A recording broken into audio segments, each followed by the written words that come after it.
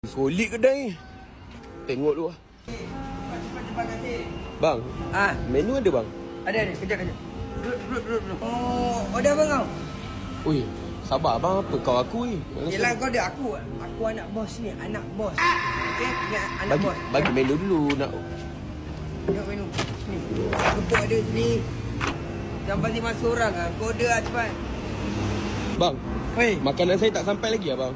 bang, kau makanan kau tak sampai. Kau pergi cakap kat aku buat apa? Aku anak bos. Kau cakap apa kerja aku? Bang, kenapa dua? Hasan. Kenapa dua? Tadi aku bagi lambat. Kau cakap aku lambat. Sekarang aku bagi dua kau. Kau makan dulu kau puas. Bang, kan bos cakap apa-apa? Bos nak cakap apa? Aku anak bos. Kau ingat aku anak bos. Aku boleh bagi semua kat kau sekarang apa yang aku nak. Kau tak cakap banyak. Kau makan Kau makan.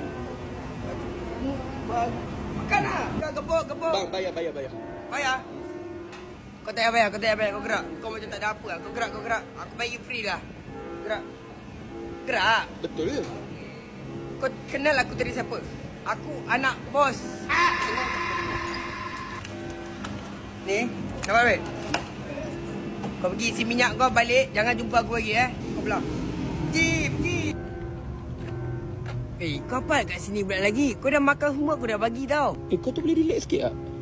Aku owner building, kau tu ayam gepuk je tau. Kau cakap macam tu. Sorry. Budak biasa-biasa nak cacang.